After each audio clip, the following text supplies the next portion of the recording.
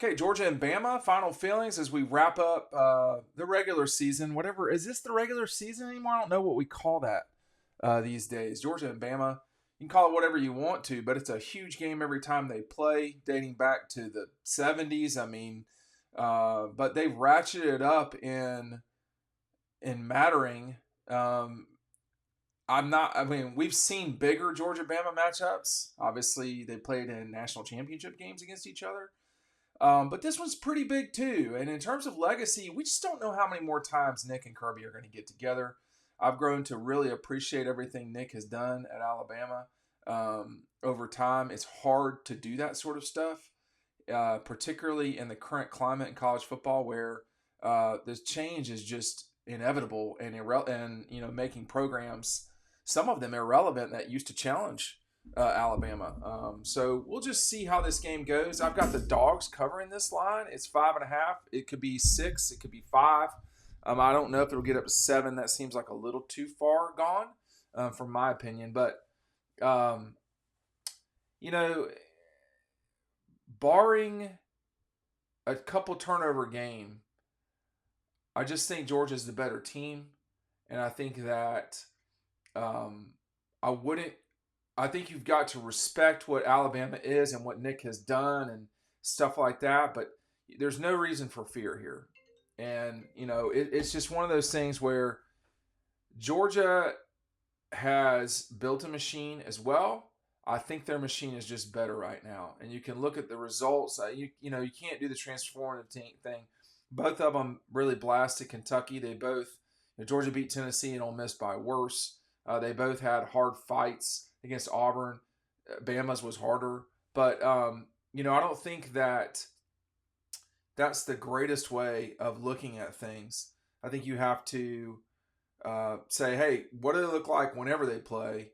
And who do you think will win? Well, I think during the early fall, neither of these two teams look like they do now. Neither of these two look like they do now. Now, they look like legitimate threats to win the national championship, both of them. Georgia more so than Alabama. But Alabama's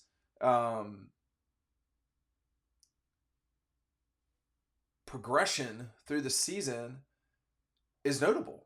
I mean, they have gotten noticeably better.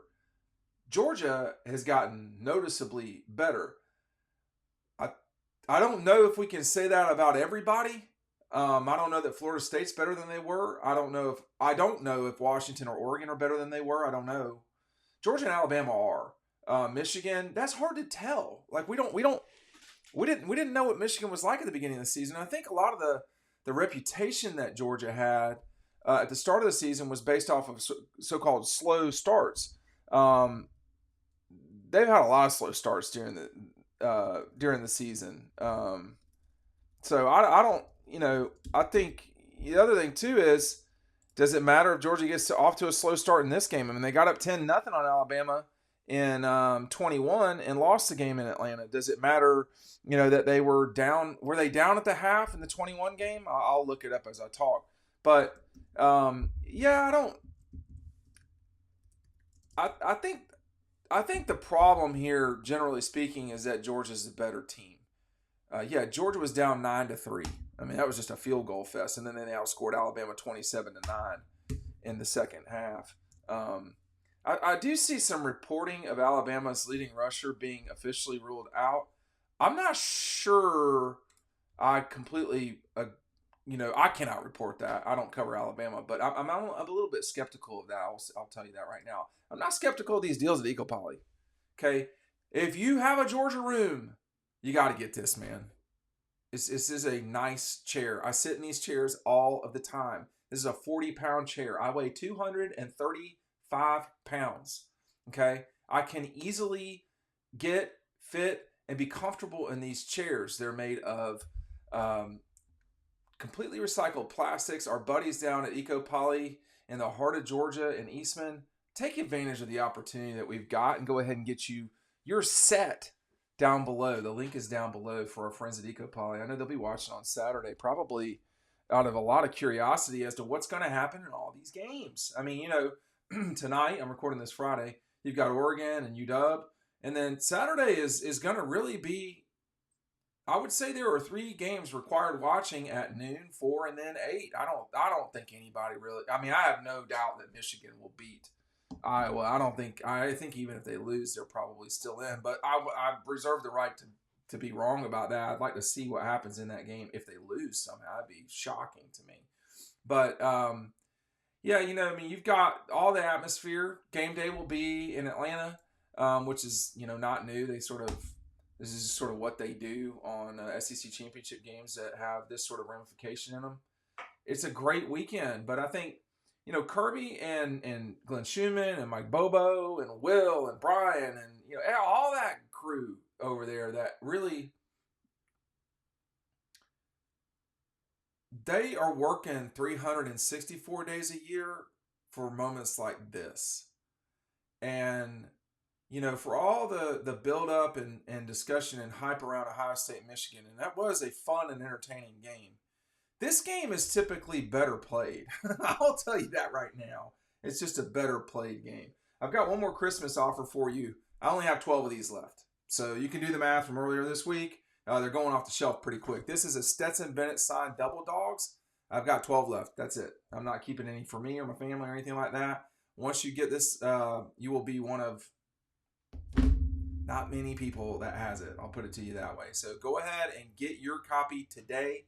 I can mail these out immediately. So the link is right down below for the Stetson Bennett signed Double Dawgs. I think Georgia wins this game. I think they will cover. I think that this is a moment in time, though.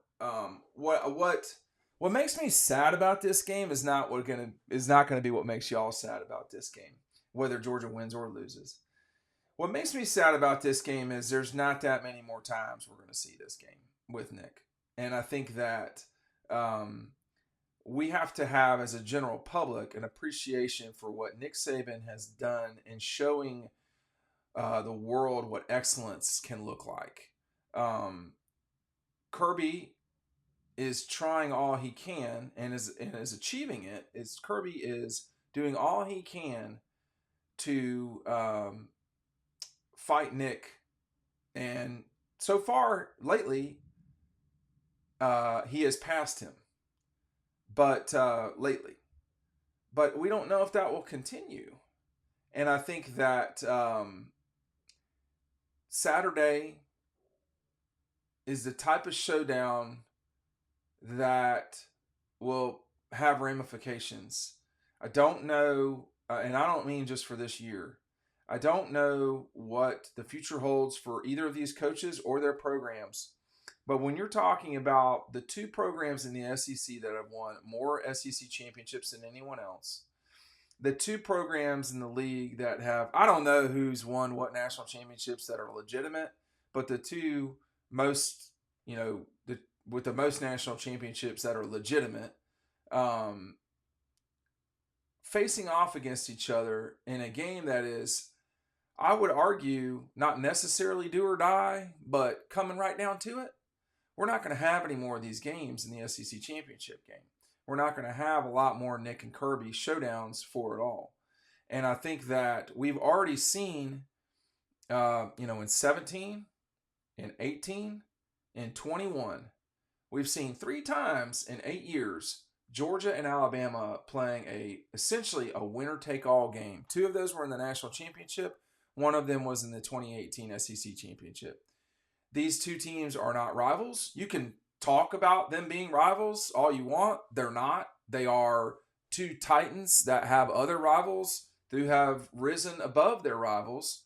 They share a rival in Auburn.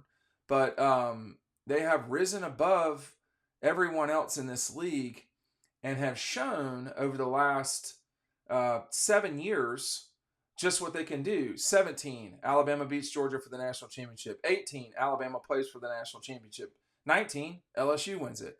20, Alabama wins the national championship. 21, Georgia wins the national championship. 22, Georgia wins the national championship.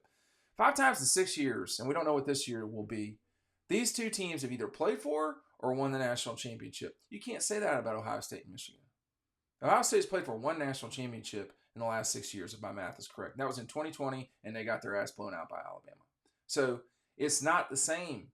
And it is different here. It feels different here because this is a very serious situation down here. This is not, I mean, no, I do not mean disrespect on Michigan and Ohio State. That is a huge game, no doubt about it. But everything else in that league is a joke. Well, we're not surrounded by jokes around here. We're surrounded by people who are trying to get where Georgia and Bama are right now, and it's a very challenging thing to do. Very challenging thing to do. So I know what this event's like. I've covered it since 2002. So 20 plus years of seeing the high stakes drama that is the SEC championship game. The league does a great job. This will be CBS's farewell, their swan song, in this whole thing. They've been a big part of building up the SEC to where it is today too.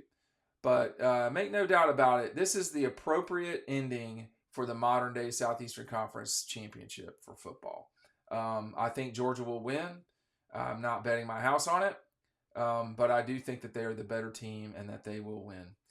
I'll see you from the Dome on Saturday. Make sure you're taking advantage of our buddies' offers at EcoPoly as well as at Stetson Bennett book. It's right down below. We'll see you on Riding Home after the game.